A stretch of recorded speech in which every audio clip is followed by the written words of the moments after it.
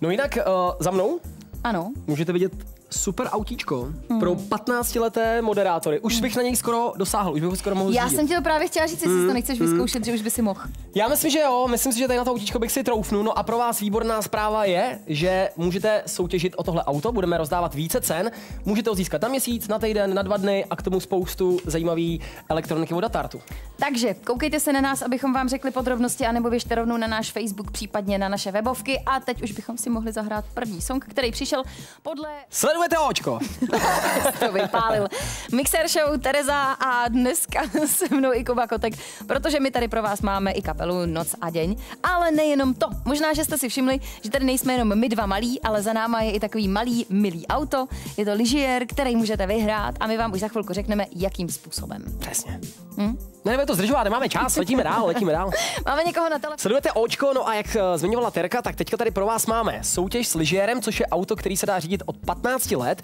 Taky tady pro vás máme mimo jiné sluchadla od Datartu a spoustu další boží elektroniky, jako jsou powerbanky a mnoho dalšího. Ale co proto musíte udělat, už se dozvíte na této obrazovce za náma, kde náš rejža Matěj teďka zkusí, která mu půjde jezdit tuto velice jednoduchou hru. Já myslím, že mu to nepůjde. Tohle je herní aplikace, která je na našem Facebooku. Je tam právě lyžiér, se kterým budete muset řídit a v momentě, kdy vám to půjde a najedete co nejvíc kilometrů, tak je možný, že se dostanete do té první trojky, která potom nejenom, že dostane právě plný kufr lyžiéra nabitej věcma z Datartu, kde jsou právě ty sluchátka a powerbanky a speakery a tak dále, ale můžete tím pádem, pokud budete hrát, dostat třeba i možnost, abyste byli 500 v pořadí. A v momentě, kdy budete 500, tak potom se vám právě stane to, že budete ten šťastný 500, který taky dostane třeba lyžiéra na den a nebo nějaký věci od Datartu. Hele, 108 km není úplně špatný na to, že mu je jenom 15. To si myslím, že je docela dobrý. Ano, přesně tak. Takže to zkuste taky. Doufám, že se zaregistrujete, že se tam napíšete a že potom budete mezi těma, který dostanou ty ceny. Máme jich tady fakt mraky, hrajeme až do konce měsíce a doufám, že tohle to pro vás prostě bude nejenom příjemný, že si zahrajete, ale že taky něco dostanete. Co bych jako chtěl zmínit, že vy to vlastně nemusíte odjet dobře na první dobrou. Zkrátka to můžete jezdit do nekonečna takzvaně a pokud budete chtít být alespoň ti 500, tak zkrátka můžete čekovat, kolik už těch lidí před váma se přihlásilo, ten svůj výsledek a můžete to nějakým způsobem nafejkovat. Vlastně. Matěj to strašně baví, takže on teď pojede další rundu.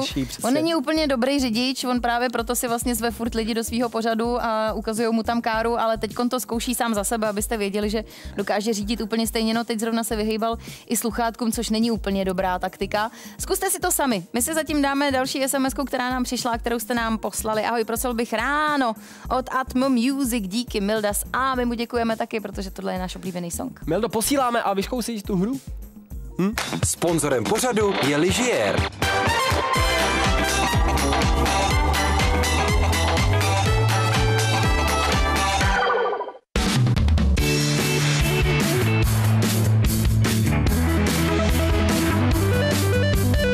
Sponzorem pořadu je Datart.